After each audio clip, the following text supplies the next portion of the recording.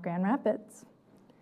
Voters across Kent County will see a regional enhancement millage on tomorrow's ballot. The proposal would renew and slightly restore a millage that supports all local public school districts through the Kent ISD. If approved, it would continue for another 10 years, raising about $35 million a year for schools across the county. As of this month, there's a temporary halt in SNAP food assistance funding due to a blockage created by the federal government shutdown. The pause in SNAP benefits is estimated to impact 70,000 residents in Kent County. Many local businesses and organizations are stepping up to fill the gap, including Feeding America West Michigan, Heart of West Michigan United Way, Kids Food Basket, and Salvation Army. A growing list of local businesses hosting food drives is available at therapidian.org. Grand Rapids' annual odd-even parking rules are back this month. From November through April, drivers must park on one side of the street on odd days and on the other side on even days. The rule helps city crews clear snow more efficiently during winter months, but even if there isn't snow on the ground, the rules still apply.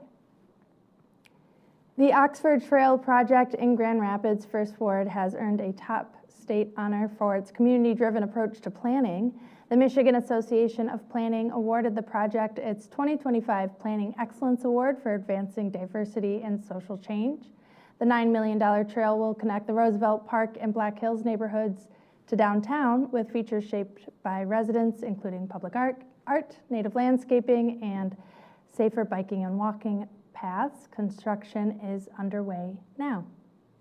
That's it for city updates. When we come back from the break, we'll be joined by Mayor David LaGrande.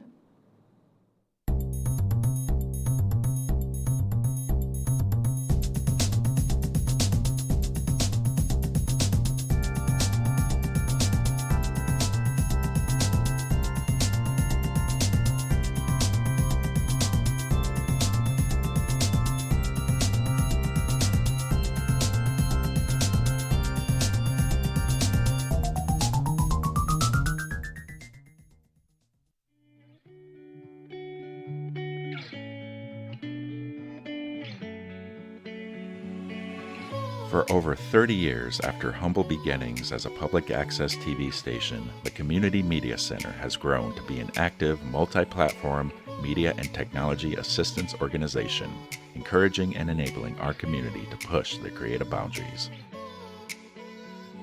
We power a variety of resources, including a music-centered community radio station, WYCE, a community venue with stage and screen at Wealthy Theater, citizen-driven journalism with the Rapidian, a web development team empowering local nonprofits, an education department that trains and broadens students' minds, and a free speech public access television studio, GRTV, where it all began. By introducing audiences to new voices and ideas, we enhance community engagement and create connections between artists and audiences, enriching our city's cultural offerings. We empower and collaborate with platforms and resources accessible to all and used by all. Every free democratic society depends on media, accessible to the community and uncensored by government. The Community Media Center continues this work for the media landscape of today and tomorrow. These platforms and services empower our neighbors to tell their stories and explore the richness of culture that Grand Rapids has to offer. Connect, discover, learn, create, and share. The Grand Rapids Community Media Center.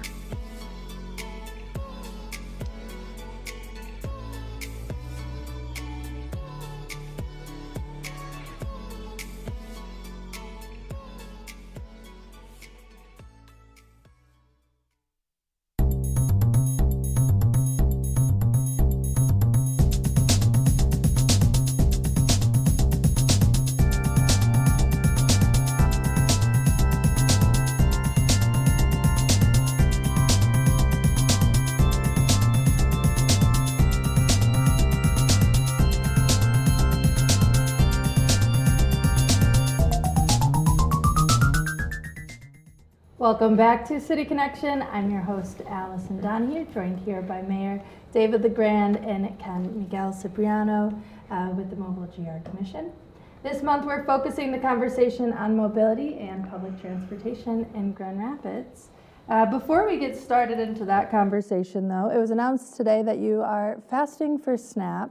Mayor, can you tell us a little bit about what that means, and is this a local initiative that's happening here? Well, oddly enough, I didn't hear of anybody else who'd been doing this around the country, and I was kind of amazed that nobody thought about doing this on an organized level. But yeah, this morning we had about 100 people on the Calder Plaza, a lot of community faith leaders and leaders from we actually had somebody from the Center for Humanism. So faith, not faith, it doesn't matter. This is a moral issue. And the reality is, people are going hungry right now as we speak. And you mentioned, food banks are one thing, but we can't possibly backfill SNAP. It's just too big. So there are probably 35,000 people in the city who are affected by this. And, the government just did a half measure after we were there and said they're going to partially, temporarily, well, we're going to fast until there's full, stable funding in place. And so we're committed to that. Fasting has got the tradition of fasting. One of the things about it is you're doing it yourself, right? So it's I think nonviolent testimony at its best. You're not doing it to anybody else. And the other thing about fasting is it makes you focus on the issue, right? And so it's not a substitute for giving somebody else food, but it certainly does. It can be a powerful sort of movement of solidarity, and it does, keep it at the forefront of your attention. And this is something that I'm just incredibly distressed about and concerned about. And I really hope that everyone in the community who can, not everyone can fast, but everyone who is food secure, will join us. And there's a website for folks to sign on. There is. It's Fast for SNAP, all rolled together, right? fastforsnap.com. You can go on there and pledge to do it, or if you can't fast for medical reasons or whatever, please, I'd love it if people will still have their name on there to be counted. And it's not something that's geographically limited. So you can share the link with anyone you want in the country. I've been trying to push out the message myself to people, just because this is, of course, not a partisan issue. This is, of course, not an us versus them. And just so the viewers know, the other thing to know is I was just talking to somebody who thought that this whole SNAP thing was because of the budget bill or DOGE. It's not. This is because of government shutdown, which means there's hope. If the government started up again, then all of this would be behind us and we could stop fasting. And in previous shutdowns, SNAP funding had been protected prior to the shutdown. Yes. And look, the reality here is the federal government took all my taxes last year. They took all of your taxes last year. They got our money, so they should be funding help for the people who need it most. We're able to figure out ways to keep paying people in the military. The fact that we aren't willing to continue to completely support people with who don't have food security without the help is mind-boggling to me. Now, the other thing that's I think also worth pointing out is we're not just talking about food, we're talking about food security. And so stability, the ability to plan, that's part of dignity. And so not having to wonder where your next meal is coming from, even if you're not hungry now, not knowing whether you're going to be hungry tomorrow is no way to live with dignity. And we owe our fellow community members a lot more than that. Especially during a month where it starts to get cold, and it's a month that has food-based holidays and family-based holidays, and children are sent home from schools. Yep. There's a lot of need. So this this started with the faith community making commitments this morning, but I think every citizen, every resident of the community, I would love to see thousands, I'd love to see tens of thousands of us doing this in solidarity. There are good examples of this kind of fasting having good effect, and it's true for every tradition. I mean, it's a central part of Judaism, it's a central part of the Muslim traditions, it's a central part of Hinduism, so, and it used to be a central part of Christian traditions, a lot less now than it has been, but I think it's a really important practice. Well, I appreciate that. Fastforsnap.com if you are interested in learning more about that. But we have Ken here today to talk about public transit here in Grand Rapids and mobility just around town. I did see one thing. Our EV car share program was announced a year ago and rolled out a year ago. How is that looking now, a year later? Who's using it? Has it been a success? Yeah, I think it's been a really great success. So much so, sometimes it's hard to find an open EV slot to use. There is 6 locations across the city. As many things that are done with the city. There's like 1 in each ward to make sure that it's accessible. And from what I've heard is, all those EVs are being used up, and then they're also positioned very close to the shared micromobility parking stations as well. And so there had been talks, I know, about expanding the service. Of course, it was initially a pilot, as many things start off at the city, and then it graduates into a program once it's successful. But the numbers are escaping me right now, the exact numbers, but usage has been high across the city. I can fill in that There for it you. is. Yeah, I saw the reports, and on average, those cars are being used 10 hours a day. So that's great. That does mean, the bad news is that probably means you need to make a reservation. Yeah. And there's but about 6 of them, there- is yeah, that? yeah. No, and- there's but- more. There's been an Yeah. expand since then, like Okay. Started with midway 6. through. Yeah, Yeah. it started off at 6, and then they saw the immediate jump in usage. And as the mayor said, 10 hours a day. That might not seem like a lot, but the particular charging station that we have is what's referred to as, I think it's a slow charger. So it does take a little bit longer to charge. And so we have to, there's some light math that goes on in the background. And so if you use it for 4 hours, and you almost deplete it, it does need to rest and charge enough so that I can use it for my trip, that I'll be using it for like 6 hours. And so I think that was part of the conversations of when we see the usage go up, how might we plan to upgrade our infrastructure to a fast charger, to more locations, and deeper into neighborhoods. There's a lot of other plans that go into place at that point. But I think we're right there at the tipping point where it might become a program, and because the usage is so high. Yeah. Are we finding that it's affordable for folks who use it? Oh, it's a screaming good deal. I mean, let's be clear. I mean, the average car costs about $10,000 a year, which means it's costing you about $30 a day to have a car. If you rented this thing all day, it would be $30. So if you can, if it displaces, like what this is, and again, a lot of times in this space, people want to do binary thinking. They want to be like, well, I need a car. Like, no one said you don't need a car. The question is, can we move to a world where people can become a 1-car family instead of a 2-car family? Well, that will take a lot of tools. So like Ken, I bet a lot of money biked here. I biked here, but we did that in my family, that frees up the car we have so my wife can use it. Well, if she bikes and I bike, then one of us can use the car at higher, and we start doing things like where we kind of book our own car. Like I have to tell Melissa when I'm gonna need the car, and my daughter just texted me, is like, I need the car tomorrow morning from 9 to 11. So our car is kind of a car share. Yeah. But if you can use a car share in your life as the way to get you out of having to own a car, then if you don't, I don't need a car tomorrow.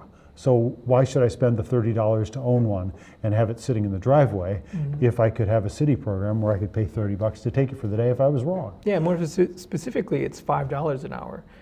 And they're really nice EV cars. I don't know about other folks or about yourself, but the cars that I have driven in the past are always on their last legs, and so getting on the highway is tough, and you get nervous about that. They have great pickup. It's cleaned regularly. And to the mayor's point, when people are like, well, we don't want to mandate that people have to have this. No, I think it's one of the most American things is that this is freedom of choice. It's another option that people get to have. Sure, you can have your car, and sure, you can take the bus, you can bike, you can walk, or you can get in a really nice EV car. Yeah. Another conversation, well, I have a few, and I know that these will come up right. in questions from readers. So too. much complexity here. Yeah. We could spend the whole hour talking about just electric cars easily. I know, we're talking electric cars, buses, and bikes today, so I think we're hitting And walking, all of it. remember. And Yeah. walking as well. So let's talk about the conversation around the project on Wealthy Street. that's putting in a protected bike lane down Wealthy. Is that the Yes and proposal? no. I mean, Okay. I think there's some continuing design conversations there. And even if you say protected bike lane, Ken and I probably both want to go to like protected from who? So if you have an undifferentiated bike and pedestrian lane, well, then you're not protecting pedestrians from bikes. For example, we have one protected bike lane in Grand Rapids now, and there's not much good connectivity. It's Turner, and a lot of people make fun of it, not unreasonably, because like you can't take a trip and take that and have that be the content of your trip unless you're visiting your next door neighbor and you happen to live on Turner Street. But that's a true protected bike lane that's lower than the sidewalk. And that's the only one of those. There may be another one in the city that I've missed, but that one I know because I see it all the time. The proposal on Wealthy was to essentially have a bike lane at the level of the sidewalk. So think about doubling the width of the sidewalk and saying this part's for bikes.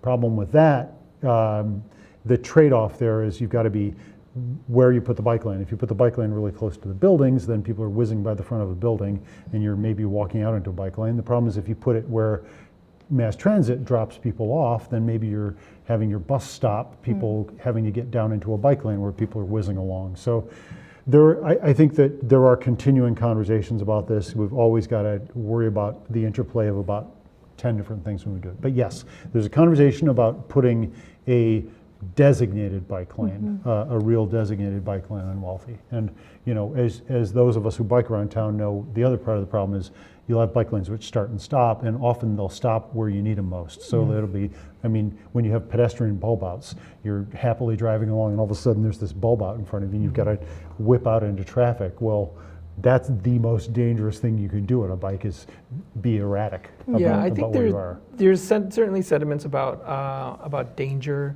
of bicycles, but I always look at the already present danger we have from automobiles, and so I have to temper those opinions with there's already something going on with automobiles that we need to address, and then second, I can empathize with opponents of the bike lane in that they're saying like, well, we're not using it. No one's using it. I went on Turner and no one's using it. And as the mayor pointed out, it is kind of on an island by itself and is disjointed.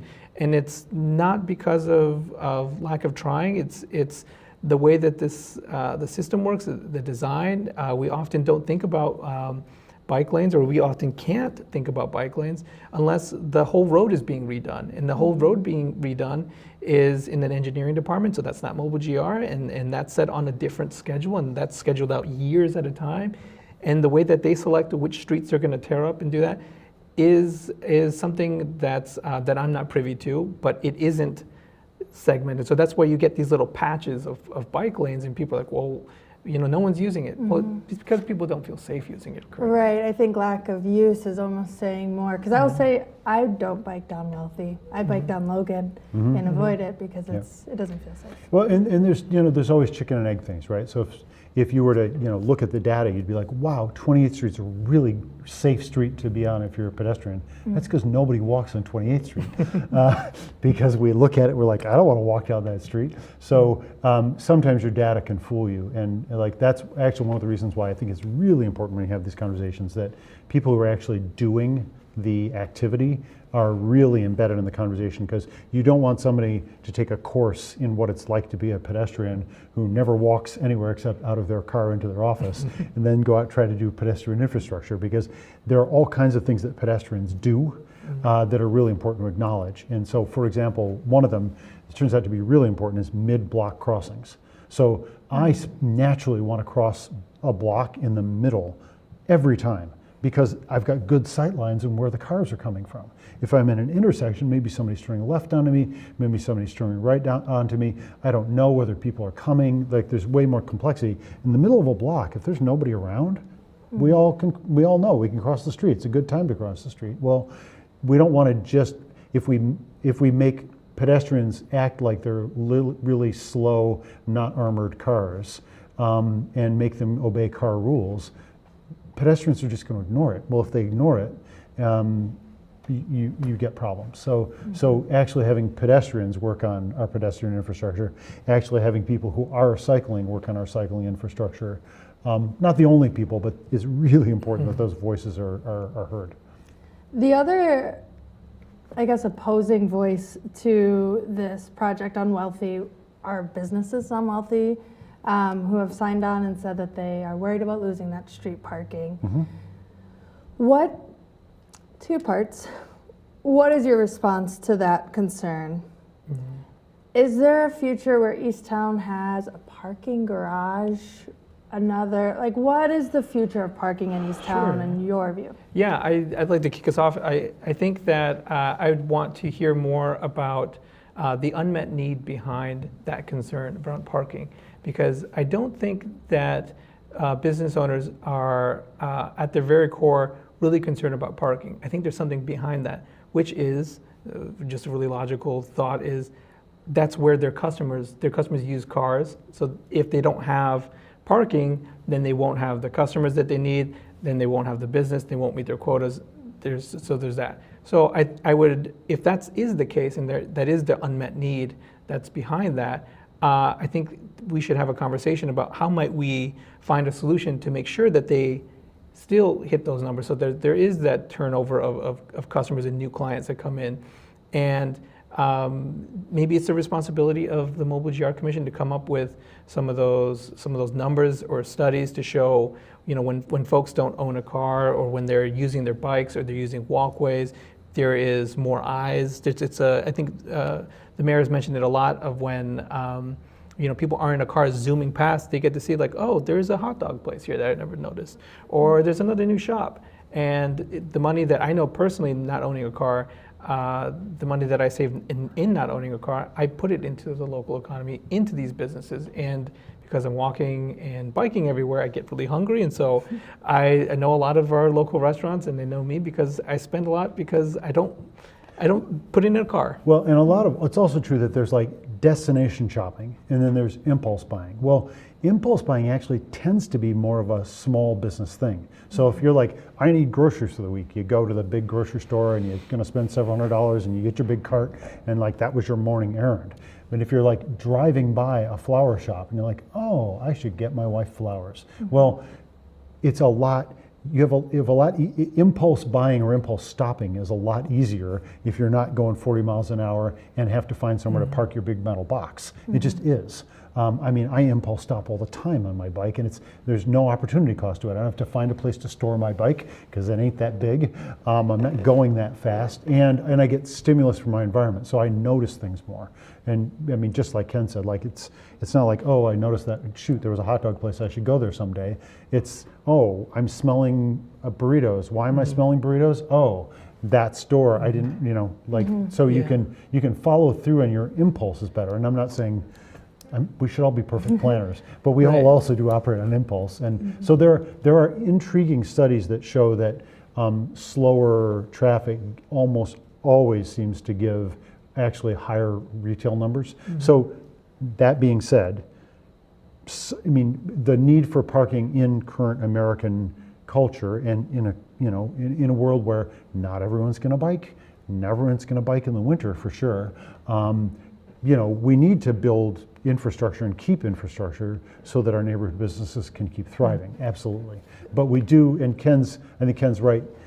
Like, we can unpack the problem and have a conversation and come to solutions when we might have missed opportunities by thinking that the problem is what the problem actually, or what the need is, when that's not actually the need. Nobody needs a car in their front yard. What they need customers. Yeah, it starts with empathy, and it's getting to the table and speaking with these business owners because they have a real concern, and it's the job of people in leadership as part of Mobile GR Commission to respond to that need as well. And we have the training, and we have the resources to find new solutions and present it to them. So I'm excited for the continuing of that conversation to find that solution, because I think we're going to find an innovative and one that works for everybody. And it's also true that, like, if you know that today works, we all have this instinct of like, I know that today works. I know this works. So I'm worried that this other thing you want to do won't work. And that's a really, really good intuition, and it should be honored and respected. That being said, sometimes you can look around and see the new example if you look a little if you put your head up a little higher. So I'll give you an example. I started the Wealthy Street Bakery with my wife and another couple, and it was one of the reasons we bought that building, and it was attractive to me, is it's got an ocean of parking around it. Mm-hmm. Like there's a parking lot on one side, there's a parking lot on the other side, there's just a lot of parking. And I always, right at the beginning, I thought, we have this incredibly pedestrian-supported business because it was really close to Heritage Hill. Lots of people walk there, but lots meant 20%, maybe. Mm-hmm. So, I really could see that we had the car traffic, and I thought that, boy, we need a parking lot. And then a few years later, 10, 15 years later, Donkey Taqueria opened a little further down the block on Wealthy Street. 0 parking. Mm-hmm. And the place has been thriving ever since it was open, because it turns out people will go down a side street, find a parking spot, and walk back to Donkey. And so there was parking. It's just that in my mind, people needed it like right by my business. Mm-hmm. Well, it turned out that Donkey has done just fine with no parking. So when you look at that example, you think, oh, maybe I just need to make sure there's enough side street parking around my business and within a 3-minute walk, right? Doesn't have to be right outside my front door. Right. Yeah, I think that's been a lot of the conversation around parking, is we're so used to having it right in front.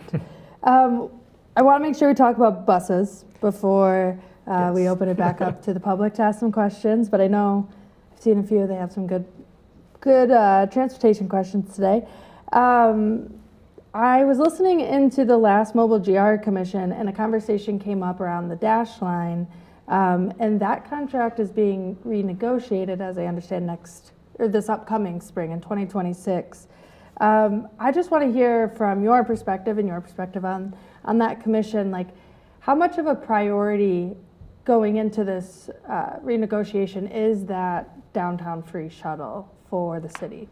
I'd like you to kick us up, but leave me some time. Sure. So I think the simple answer is there was a vision for the Dash in the past. And we had we just started picking away at like, okay, that's the vision for the past. How is it working now? And how do we want it to work in the future? So for example, a lot of the initial conversation around the Dash was like for tourists. Well, as we see more and more housing going in downtown, and there's a lot. And so 111 Lion is getting converted to housing. There are other things going on there. Well, if downtown becomes a neighborhood with people in it who want to be able to use it as residents, then you want to have a new conversation. Also, that idea that downtown is a hermetically sealed unit.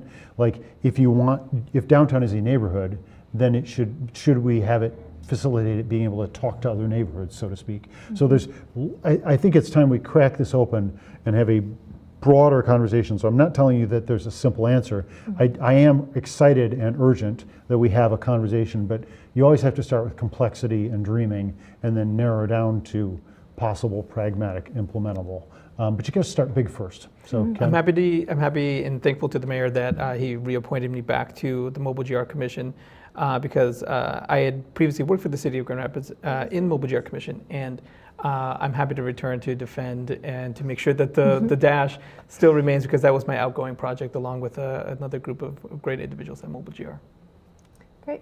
It looks like it's about time for us to take another break. If we want, we can bring up the Dash conversation again, but when we return, we'll be answering questions from viewers like you. To take part in the conversation, send in a question to cityconnection@grcmc.org or submit a question through the Rapidian's Instagram story @the Rapidian.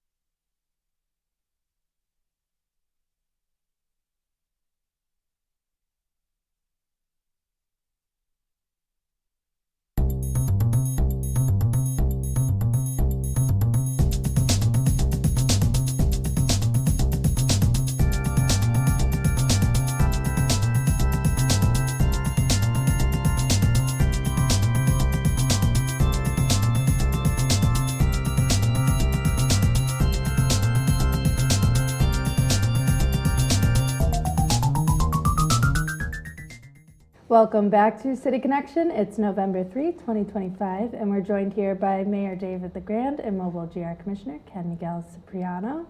During this part of the show, we'll be taking questions from viewers. I did want to just go back and give us a little bit more time for that Dash conversation. It went up right before the break. We talked about EVs, we talked about bikes, got to talk about buses.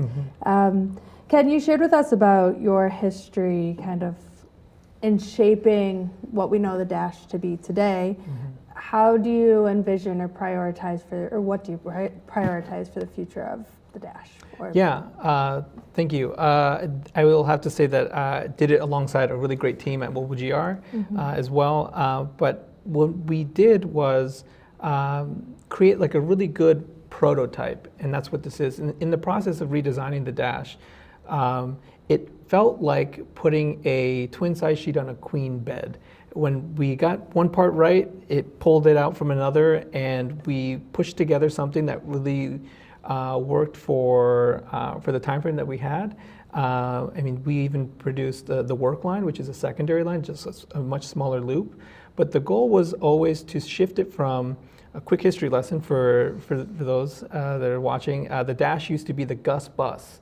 And it had been focused on commuters. So folks are coming in from the burbs, they want to park once and then take it, go into their office, and then go from their office right back out home. But we really wanted to center the resident in this new Dash iteration. And that's why the Dash stops are all these places of interest: the library, Studio Park, Bridge Street Market, at the time, the new Leonard Street Business District. And so in this next vision, I'd love to see increased frequency. I'd love to see more amenities. The original plan, as maybe the mayor can talk about, being involved in politics, you come in with this shiny plan and it gets all cut to pieces and people only see what's left. But there was a lot left on the cutting board, and that was really great bus stops, the experience of the passenger, potentially ambassadors on the bus, because users of the bus, and designers of the system, are kind of coming up against this multi-billion-dollar industry in the auto industry, where cars have been part of this culture, our culture in this country for so long that if you don't have a car, you feel kind of incomplete, and we have to content with that sentiment. And so having just a pole down isn't enough. It isn't enough for me. It isn't enough for somebody that I would like to, pitch the bus to. It looks more like that's a piece of art, or meet me at the mural that's, at the Rosa Parks mural, it could be, or we're Furniture City. We should have amazing bus benches because we're Furniture City. So there's a lot left that was left on the cutting board that I'd love to revisit and see how we might see that in the next iteration of the Dash. And minimalist shelter, right? Because we have weather. We're not LA. It does actually rain here. And it does actually snow. And it gets every really year, cold. I think. Yeah. So we could predict these things. Well, thank you for taking my question. We've got more questions from people who are not me, though. This one comes to us from email. The question is, where do I get access to the CarShare EVs? Is there a website to connect or reserve them? Yes, it is the DART program, so Dash Around Town is what it stands for. But if you go to the city website, it's dead easy. So I actually didn't ask staff about this. I just got on the city website. It took me about 45 seconds to figure it out, and then I was so excited I went and told my wife. I was like, "This is so cool! Look, here's the map where they all are." And I didn't. There's design behind that. The people that helped design that site, and especially at Mobile GR, shout out to Max Gillis. Make sure that you minimize the clicks that you need to take. So when you go into the city website, you search Mobile GR or you search DART, it goes in with as minimal clicks as possible. I think maybe even if you do CarShare, because I was not a very sophisticated, I didn't know any of I didn't have the acronym in my head. I was just I knew we had done it, and I was thinking so I go to Lansing fairly often to advocate for the city, and I figured out, the first 150 miles are free. It's $5 an hour. If I go to Lansing, which takes about an hour to get there, and I spend about 4 hours there, and I come back, I can do the whole thing in a 6-hour period, which will cost me $30, and all my fuel's free. Deal. So that was my logic and why I wanted to use it, but it didn't take me that long to figure it out. But very specifically, it's in each ward, and if the writer or the person submitting that question, if it's not close enough to them, I suggest that they send an email to Mobile GR, and then we get that data point, and then that all adds up to the next time that we want to expand. We have new data points of like, well, we should put it as close to this because we got feedback. It is that easy sometimes. Yeah. I went through the process today while getting ready for the show too to sign up for the program, and that was pretty easy too. Yeah. Just took a picture of my license and put it in the app, and hopefully I'll get approved. Great.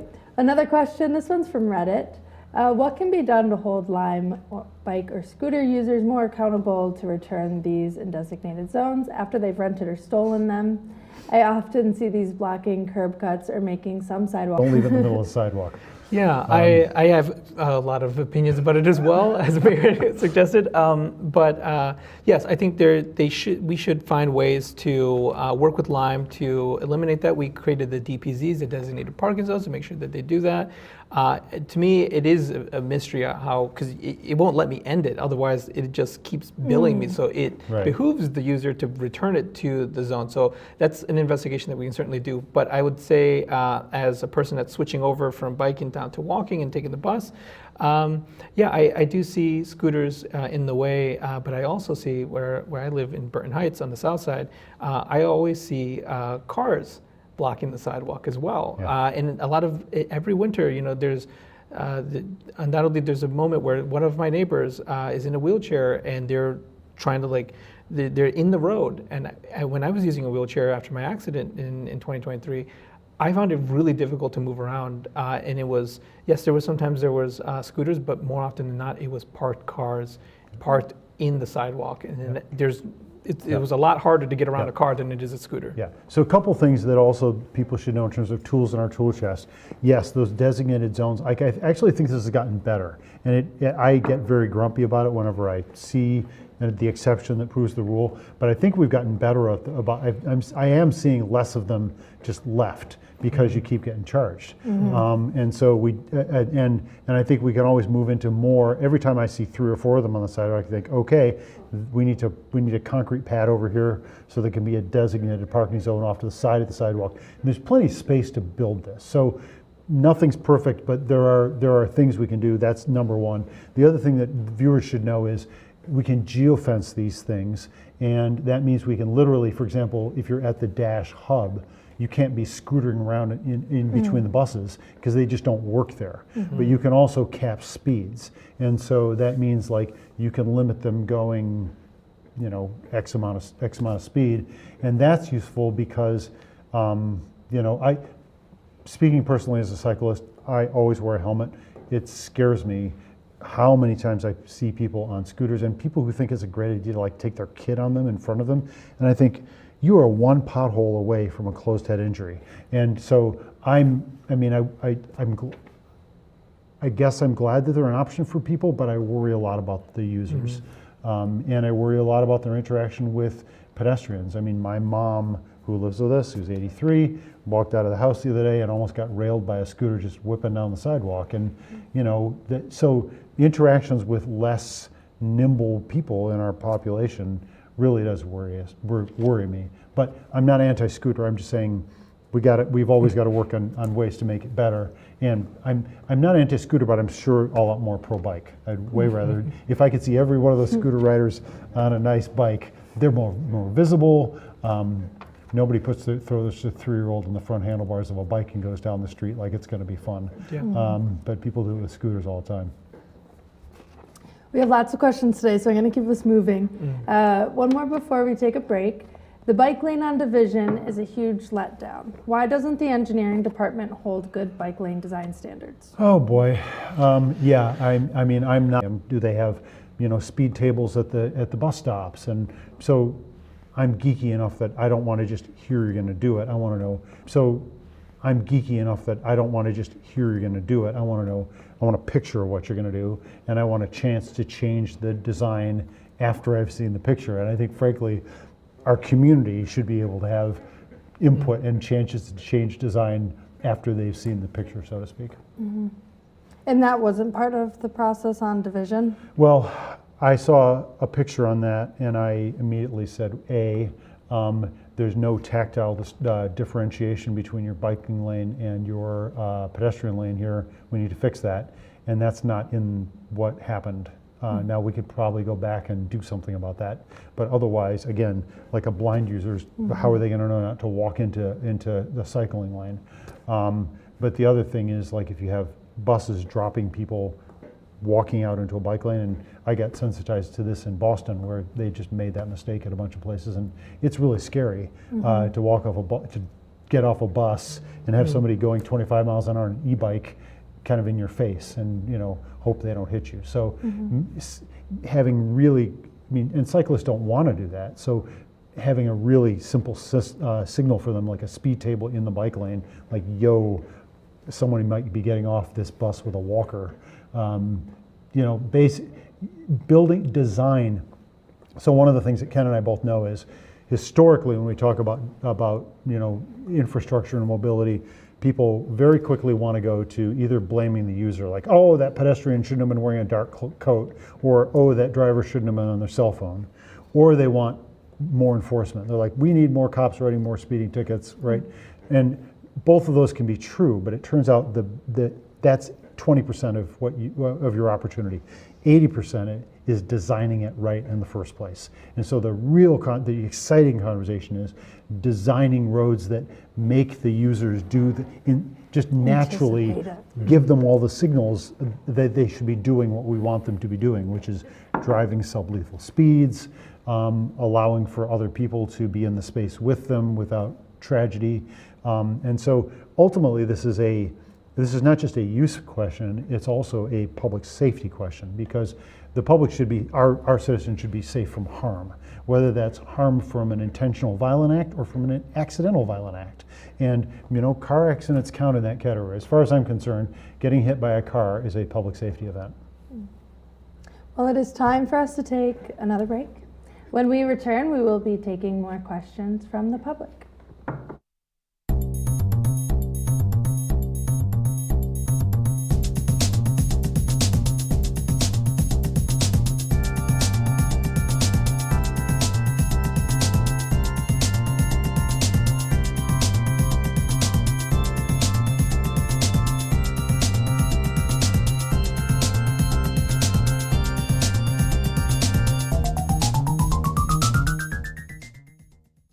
It's morning in Grand Rapids. Do you know what's going on in your city?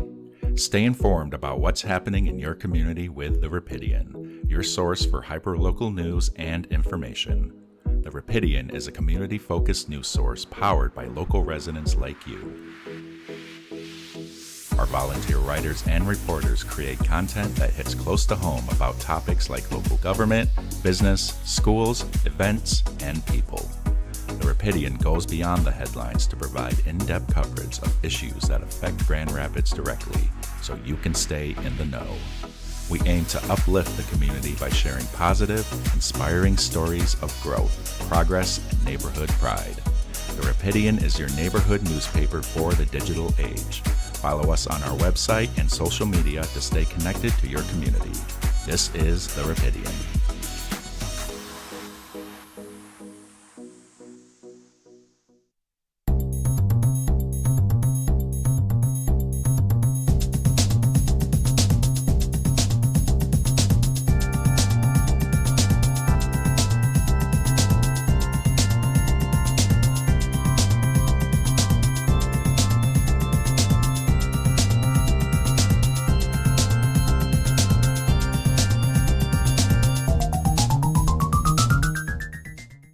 Welcome back to City Connection. We're joined here by Mayor David LaGrande and Ken Miguel-Cipriano, taking questions from the public.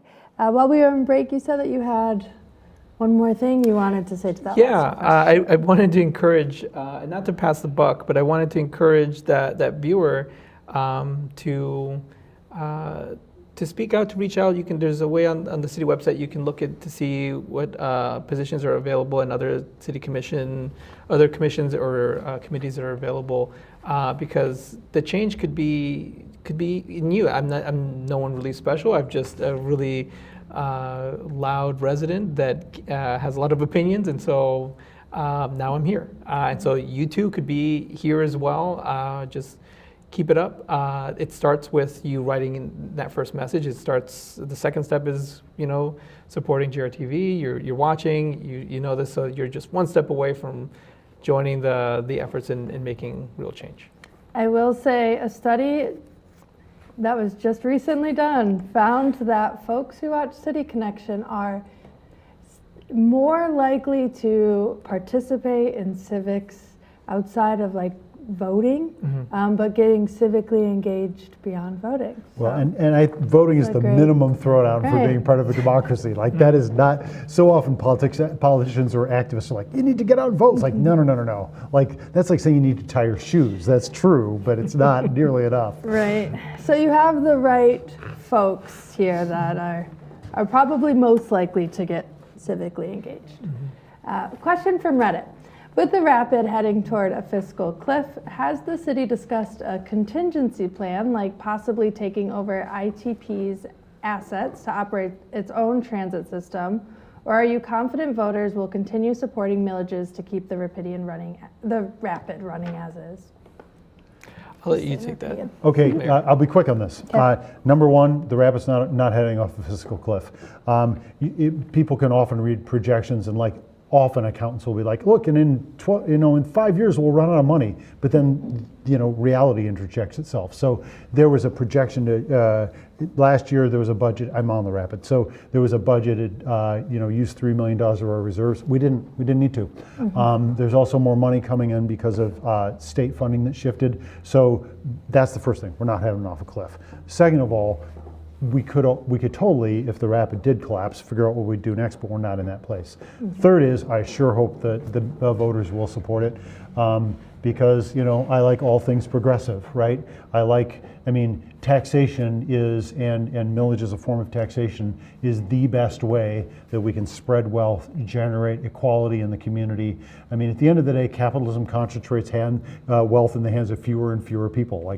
Economists are universal on this. The way you respond to that is you have a broader taxation base that helps people who need things most.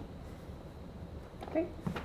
Question from a Grand Rapids documenter. What is the city's process for communicating street redesign plans to residents and business owners?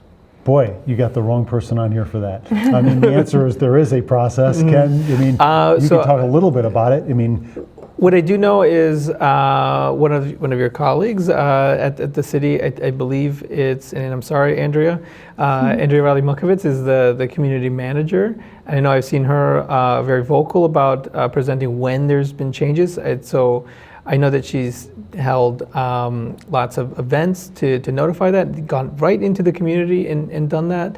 So could it be more? Yes, but I'm sure that Andrea would also say, I want more resources. I want a bigger team. Sure. Yes, there is somebody there that's doing it. And there's as a sort of a consumer of it, I had an office in Kalamazoo, and one day I got a notice about redesign of Boston Street. Well, I didn't ask for it. They send out to people proximate. That's a very universal thing that happens.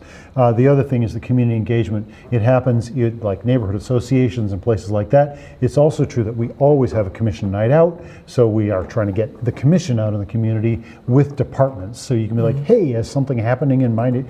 So there are layers to how we try to communicate that out. And then, part of my job and part of the commission's job is to sort of have a sense of what's going on so that they can publicize that. So, there are several different strategies all happening, pulling in tandem. And actually, I think the city, you can always have 20/20 hindsight and criticize anything afterwards. But in general, I think the city has gotten so much better about communication and engagement than it was a couple decades ago. It's really impressive. But there's always going to be ways to do it better. Yeah. I would also just say corridor improvement authorities, I think, are a good spot to learn about street redesign and what's happening. Definitely. Another question from Reddit. Why can't we have functional public transit that is a viable alternative to driving? It can take the rapid 2 hours to get somewhere a car will get in 15 minutes. That's before accounting for buses making routes 1 to 2 times an hour and with restricted hours. Okay, that's a loaded question. There's a lot to unpack there, but I will counter that statement of like the bus where a car can take 15 minutes. I can take my bike there and get there in 10 minutes. Exactly. You and I both know that. So the real answer is get on a bike. We're going to race. We're going to race to get to Mayor's Mondays. But there's right after this. There's so many different factors. One of them is what I mentioned earlier is you're contending with this culture of car first all the time, and so there's a whole infrastructure that's designed just for that, and it is difficult. I know that we tried with the Silver Line to have BRT, bus rapid transit, to make sure that it ensures. So if you're down Division, you've seen those signs that says this is the lane only for this bus between these hours, and it's intended to do that. So we need more support in doing that. It feels like we're getting into like cold season, and it feels like when you get your antibiotics, your doctor says take the whole regimen, otherwise you leave a little bit behind. And when you do something like that, like we need to support it fully. We need bus only lanes so that you can see the full effect, and then it's helpful. It's also true that a couple of things are true.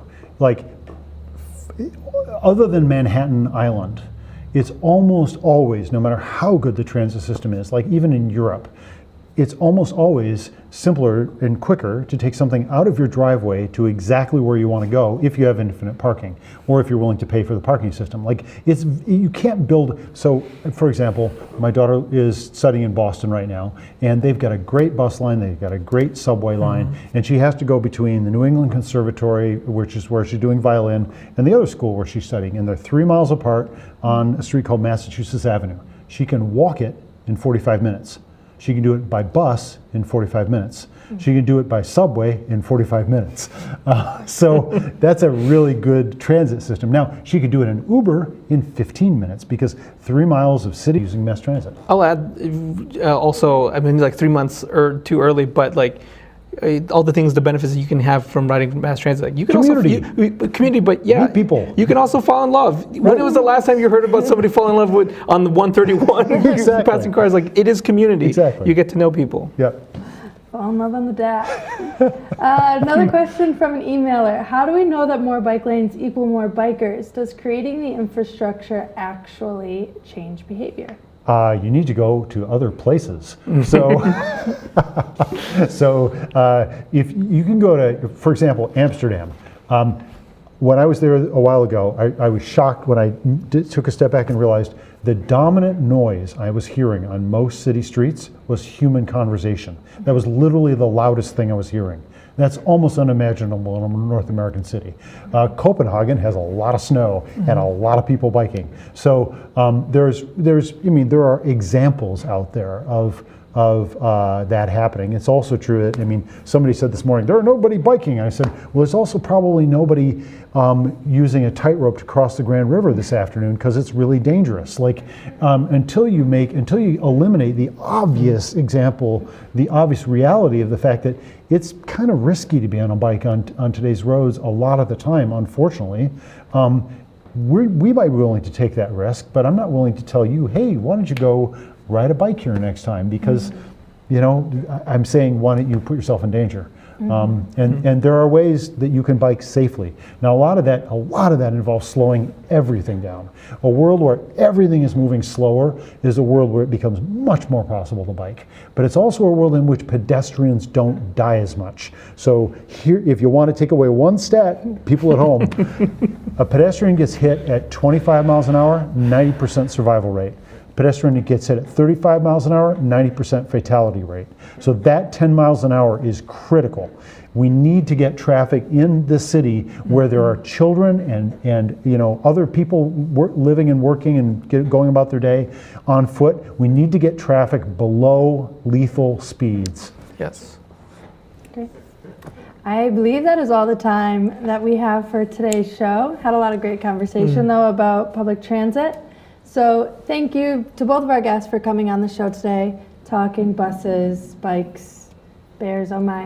And thank you to all of you at home for tuning in and sending in your questions. Don't forget you can always watch rebroadcasts throughout November on cable GRTV's channel 25 or the GRTV YouTube page.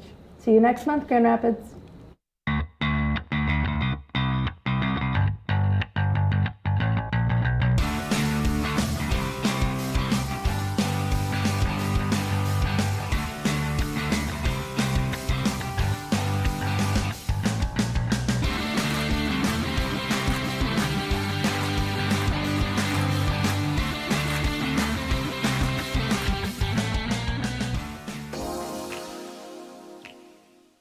The Grand Rapids Community Media Center is committed to creating a diverse and inclusive environment for all community members. It is a place where community voices are heard, valued, and lifted through media. We seek to provide area residents with a platform to participate in free speech, be engaged with the community, and share their diverse voices. As a multimedia platform organization, we provide and support a variety of community resources, including our radio station, WYCE 88.1 FM, our TV station, GRTV, our hyper-local news program, the Rapidian, web services, and our historic theater, Wealthy Theater. WYCE is West Michigan's only community radio station that is listener-supported and volunteer-powered. WYCE uses local voices to help listeners discover and celebrate different services, cultures, and events. What I really like about programming music in WYCE is I get to not only interact with listeners and local musicians, but I get to put together a musical collage every week and give it away to the universe. As a volunteer programmer, you get the training on how to use equipment, how to access music from the library, and how to put together a great show that showcases local and national artists and still has your creativity included. The Web Services Department helps West Michigan nonprofits connect, learn, create, and share through locally built and accessible websites. We help nonprofits strengthen their online presence by developing one-of-a-kind websites tailored to their specific needs. The Web Services team can take care of all the technical needs of getting a new site up and running, including website hosting, domain name registration, theme development, and page layout. Websites are built with accessibility and responsiveness in mind, making sure our projects are available on any screen and accessible to people of all abilities. We are passionate about helping organizations in the nonprofit sector effectively communicate their stories online, promoting equity and media access with our affordable services. Wealthy Theater is a historic theater on the southeast side of Grand Rapids. It was built in 1911, and today it stands as a performing arts center, historic cinema, and community venue. We provide a space for community connection, where community members can get together, enjoy different shows and different events. From concerts to comedy, musicals, theater, film screenings, you name it. Anybody from the community can sign up to be a member and rent one of our spaces to host their event. We have a staff here at the theater that helps make all the events here happen, as well as a great community of volunteers. The goal is to bring the community together, bring audiences together, artists together, create experiences where those two can connect. Whether you're an audience member who wants to come see a show, or you're somebody who wants to put on a show, Wealthy Theater is a space for you. The Rapidian is a hyper-local news source powered by, for, and of the people of Grand Rapids, Michigan. We launched in 2009 using funds from local organizations and generous donors, and this community-driven platform empowers residents to share their stories, post articles, and keep track of local events and issues. By emphasizing citizen journalism, the Rapidian provides a unique grassroots perspective and a vital news service for the residents of Grand Rapids. In 2023, we are relaunching the Rapidian with the Grand Rapids Documenters program, where we train and pay local citizens to cover Public meetings, empowering residents with the tools and resources to strengthen the news media landscape in Grand Rapids and become more civically engaged. GRTV airs public access television programming made by and for the Grand Rapids community, amplifying their voices to support a diverse and vibrant democracy. We provide the tools, training, and broadcast platform for free speech. Community members can take classes on video and production features, borrow professional equipment, editing software, and use of our studio facilities to create their own content. We help community members connect, learn, create, and share.